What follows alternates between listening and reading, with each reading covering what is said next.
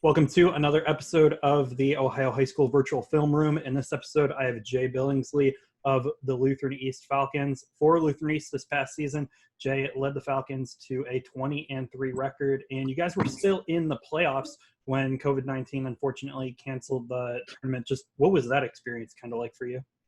Yeah, it was really heartbreaking experience for me and my teammates, because we really felt that we were going to win it all this year. We felt this was our year, and this was the one we should win because we had went down as sophomores, and we were kids, and we felt this year as juniors, that we had the experience and we was ready to win it all. Last season, you averaged 17.1 points per game on 55% shooting. You get a lot of your baskets around the basket with your size. Just what are you looking to do when you catch the basketball kind of around the rim? I catch the ball around the rim. I'm just trying to be aggressive, We have really good guards on my team, so them getting downhill, dropping it off to me, I'm just trying to use my size, really get some easy baskets. Jay, you're one of the more athletic bigs in the area. A couple of these dunks, you really show off your ability to run the floor and get out in transition. Break down like a couple of these clips here. I had a lot of lobs this year. It was like always at the perfect time, and too, we get a lead and they have to press us, and I just stay in the back, and one of the guards would be back there with me. And we always would get a lob. We had like 10 of those this year. Like every game that ended up getting close, and that's usually how we pulled away because we got the momentum from that. And they were really trying to pressure us, so they was trying to keep us from getting the ball in. So I knew if I came to the ball hard, he wasn't gonna be able to stop his body. So now I stopped. I got an easy dunk with nobody back there. CCC, we had just turned the ball over before this, so we were getting back, and I knew he was gonna try and get a ball to Nettles because he was their biggest player and most athletic player, so he was the best finisher. So I just tried to bait him into it. Got another easy dunk. And all of these plays, your momentum really gets stopped and you're forced to kind of pull up or take a hook shot from kind of a weird spot on the floor. What do you think goes wrong for you in these clips that causes you to miss this group of shots? Well, I think in just these clips, I was forcing it, being a little impatient because I could have got better shots, really. But I practice a lot of these shots just at better angles and a little bit closer, but I was just trying to be aggressive. And I took a couple bad shots, but I'm comfortable taking these shots. The one word that I hear every time I'm breaking down your game with other people is just how smooth you are for a guy your size. As we see in these clips, your handle and fluidity with the basketball is really a strength of yours. Just where do you get some of that stuff? Yeah, well, my coach would play guard in school. He went to Austin Brothers. He played overseas, so he helps me a lot with my ball handling. I work on my ball handling religiously because I really enjoy being able to handle the ball. I feel like that makes your game limitless if you can go anywhere on the court and do whatever you want to do with the ball.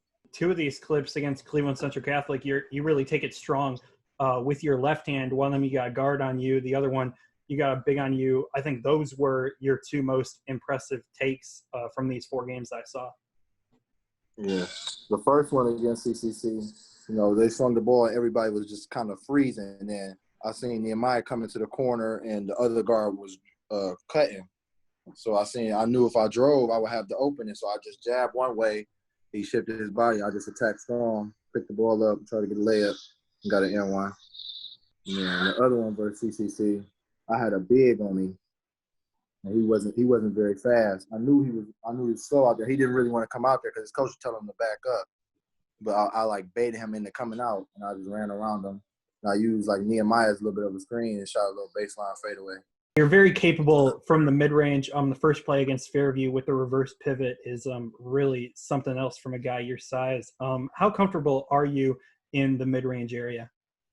Yeah, the mid-range area is my favorite place to catch the ball. I feel like I can shoot from there. I can get a layup.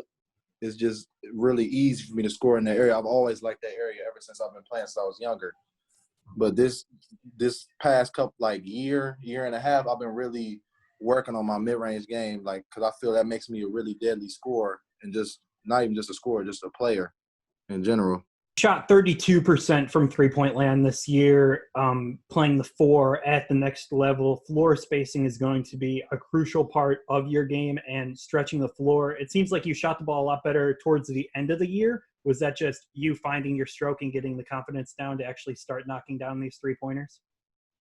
Yeah, at the beginning of the year, I was actually in a slump. I went a couple games without making a three, and my shooting was something that was like a lot of people thought I couldn't shoot, but I actually could shoot because I've been working on it. But I had just went cold in the beginning of the year, so that's partially what messed up my percentage. But at the end of the year, I really didn't miss too many threes, especially because I was getting open looks and I was learning which ones to take and which ones to pass up. You had a senior who was committed to a Division I school in Nehemiah Benson, who also is a big guy. You two just seem to have great chemistry. You really find him in a bunch of these clips here. How do you look for Nehemiah going big to big? Because that's kind of a odd pass to make on the court. Yeah, it was just us playing a lot together, just finding the chemistry in practice, open gyms and stuff, and just throughout the season having the chemistry because he had been there since I got there. So we just always had some of the click. I love playing with Nehemiah because he was always in the right spots. Like every time I got the ball, he was open and he didn't miss too many layups. So every time I gave it to him, it's like I knew it was a bucket. So I felt very confident giving him the rock. Couple passing highlights, not to Nehemiah. If you could just break down these 3 plays and what happens in each of them. All right, so the first one was on the swing around, and I actually drove the wrong way. I should have drove left, but I was trying to be aggressive, and he, cut me off, and I, spun off him. I seen my teammate, Jalen Knott, cut into the basket, so I just gave him the ball. He finished a good layup. And the next one, that was the play to win the game. So the actual play was just to give me the ball and hopefully I'll make a good play. And I knew the whole defense was keying in on me, so I knew somebody else was going to be open. And I just, drove a little bit to, throw him off balance. And Jalen Knott, again, was open on the baseline. He hit the 2 free throws. He got clobbered on this play. Yeah, that decision-making play was something that I absolutely love to see. You probably make that pass with 5 seconds left in the game, and your willingness to give up the basketball in that situation to an open man was just super promising. And like you said, Jalen knocks down 2 free throws. You guys win the game. And then the third play here against Cleveland Central Catholic, you make a nice steal. And I really liked the left-handed pass to Sir. Yeah. I like my left hand a lot. Actually, I like dribbling with my left better than my right, really. I worked on my left a lot growing up. Jay, on these 2 plays, senior Davidson commit Grant Huffman gets you on the charge. I know you're bigger than a lot of players, so I'm sure a bunch of players take charges. But what did you think about these 2 plays while they happened? Yeah, well, the first one, you can't really see it, but I was definitely out of control. I had a teammate open up ahead, but I didn't really have an angle. But that one, I was definitely out of control, and that was a good charge taken by Grant Huffman. And then the second one, I personally felt like in the game that it wasn't a charge. I felt like he wasn't set, and he just kind of ran into me, and I was under control. But they called a charge. He pulled me down a little bit too, but they called a charge on that one too. So, yeah, a lot of people take charges on me, or at least try to. That's kind of like the scouting report, because sometimes I can be out of control. But I've been working on that a lot lately, so hopefully this year I can control that a little bit better.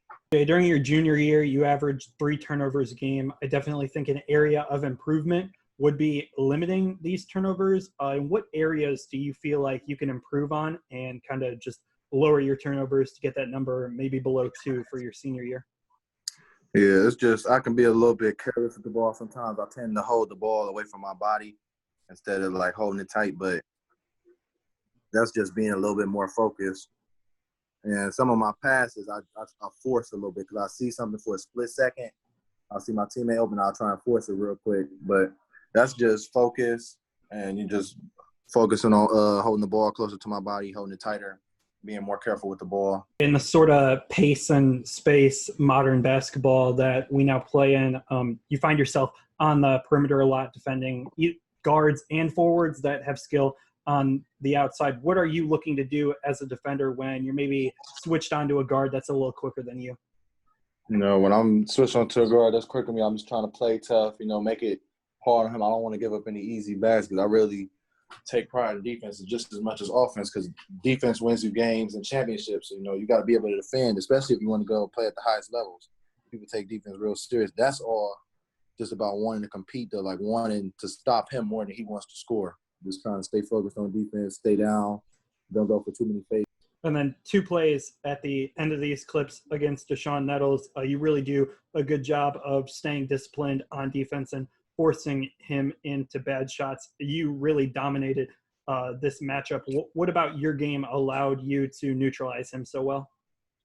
Well, I just feel I was just as strong, if not stronger than him, and I was quicker than him, so I could just stay in front. He didn't really have any like crossovers or anything like that. It was mostly straight line drives, so it was kind of easy to stay in front, and I just tried to use my chest to stop him in his tracks. With your size and length, it's no surprise that you get a bunch of blocks, 1.5 this past season. As a rim protector, what are some keys in terms of timing and just meeting, whether it's guards or forwards at the rim when they're going up against you? Yeah, I just try to time it right and just go straight up and put my arms up because I have really long arms. I have like a 7'2" wingspan. I got big hands and long fingers, so it makes it easier blocking shots. And you know, I feel it makes my game better being able to block shots and guard on the perimeter because like I'm not a liability defensively, and I like to play defense. I like to block shots. In each of these plays, it seems like you kind of get caught, I don't know if napping is the right word, off ball, but just not ready to defend your man, whether that's a swing pass to the corner, a cutback door, or just not being in help side. How do you improve on just staying engaged on the defensive end when your man doesn't have the basketball? Yeah, I just get caught ball watching a couple of times, you know, trying to bait people in the steals, but they see me, so it doesn't really work too well. But I just got to work on staying in the stand, staying low, and always staying locked in. Like, no, even when my man doesn't have the ball, he's still a threat. And being in help side, like in the stance, instead of just standing straight up. On these plays, you get a couple of crucial steals, especially the one against Rhodes. You're late in the game, really need a defensive impact play to make it happen. Can you break down that steal for me? Yeah, but so my man was in the corner. He wasn't the best shooter. I knew Jamal was going to try and be aggressive right there. And I had, who is this? This Sir? Oh, this Colin guarding him. And I knew Colin was going to force him my way. And I just knew as soon as he came my way, I just went for the steal. And that was a crucial steal because that put us up 2 in the fourth quarter with like a little bit less than a minute left, I think. And then the one versus Ed's, my man was, I think this is Grant. Yeah, that's Grant. And Tay had his head down and his back to the basket. I knew he was going to try and bully, who is this? Is this Sir? BJ. BJ. Yeah, I knew he was going to try and bully my guard. I wasn't going to let him get that easy basket. So I just came over, got the help side steal. And we needed a steal right there.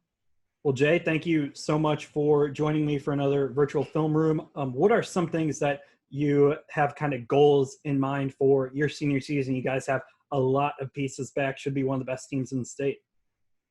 All right. Well, first of all, thank you for having me. It was an honor being on your show. And, well, our ultimate goal is obviously to win states. You know, we want to win every game, take it one game at a time, but we really want to win a ring. We want a championship bad. But that's my team goal. Individually, I just want to be the best teammate I can, you know, help my teammates get better every day, push them to be great, and hopefully they can do the same for me.